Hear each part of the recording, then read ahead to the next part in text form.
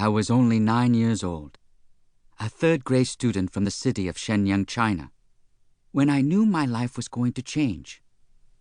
I tightly clutched my mother's hand, waiting at the Shenyang station for the train to take us to Beijing, my new home. My father would be waiting for me. For the previous 48 hours, my body had been racked by a high fever. Every bone in my body ached, and in my nightmares, monsters were chasing me. When the fever finally broke, my mother pronounced me fit enough to travel and helped me pack my suitcases. I had never been to Beijing, but I knew my life would soon be very different, harder, more challenging. I was already a gifted young pianist, but my father insisted I move to Beijing to advance my musical skills. Part of me was eager to go. Another part was incredibly sad. I would miss my friends, grandparents, and teachers in Shenyang. Most of all, I would miss my mother. Still holding my hand, my mother, Shu Lan, looked down at me with her big brown eyes and beautiful smile. I was trying to appear brave, but she had always been able to read my mind. "Do not feel lonely or afraid, Lang Lang," she told me. "You are a very special boy. Your music will always keep you company." In Shenyang, I had been playing the piano since before I was 2, and many in my city considered me a prodigy. I had entered my first piano competition at age 5. Newspapers had written stories about me and published my photo. My father had long believed I was destined for greatness, and nothing would dissuade him. But nothing would be easy either. In China in 1991, a 9-year-old pianist had little hope for a career without attending the Beijing Conservatory and learning from the country's most accomplished teachers. This was my father's dream for me, and it had become mine as well. Admission to the conservatory was extremely competitive. Everyone had to play his or her best work for the judges. There were also written exams. I would be competing against 3,000 boys and girls my age from all over China. Only 15 in my grade would be chosen for the conservatory. And to win a financial scholarship, a necessity for my family, I would have to be in the top 8. The odds were against me. Since my father had quit his job to be with me, my family was poor and lacked influence in the world of music. My piano teacher since I was 4, a woman named Professor Zhu, did not have the power of teachers from bigger cities. To those at the conservatory, whose authority and power would determine my future, I was practically invisible.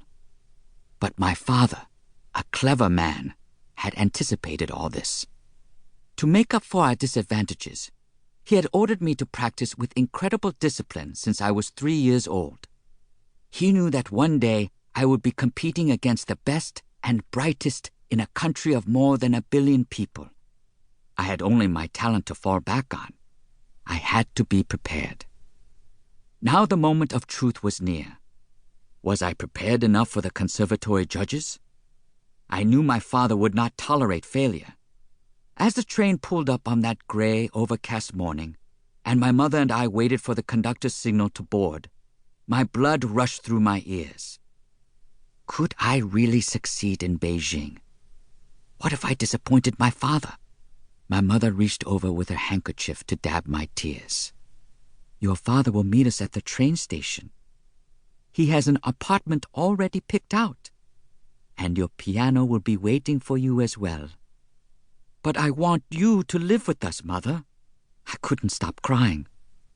Lang Lang, I don't want to be separated from you either, but I need to stay at my job in Shenyang. I am our family's only breadwinner for now. Your father is sacrificing everything to get you into the conservatory. He must find you a new teacher in Beijing.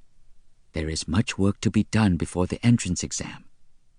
There was no arguing with my mother. Her mind was made up, even if her heart was divided. I saw a tear in her eye, and I wanted to wipe it away.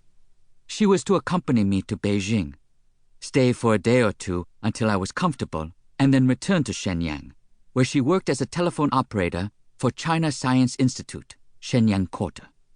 I would miss her cooking, her stories, and her tenderness. My father was my motivator and disciplinarian, but my mother was my emotional anchor.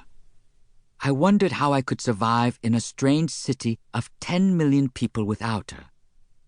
"Time to go," she said softly, pulling me along. "A great adventure awaits you.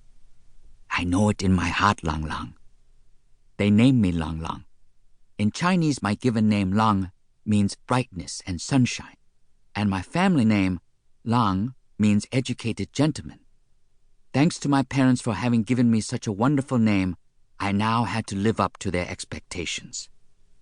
I resisted for a moment, gazing back on the city of my birth. Shenyang was hardly a small city. It was the industrial capital of northeast China, with 8 million people. But to a 9-year-old boy who knew only his neighborhood and his school, it was small indeed. I was flooded with memories, and suddenly struck by what an incredible adventure my life had already been. Being a prodigy is a gift from the universe, a blessing bestowed on only a handful of people, my father had told me more than once.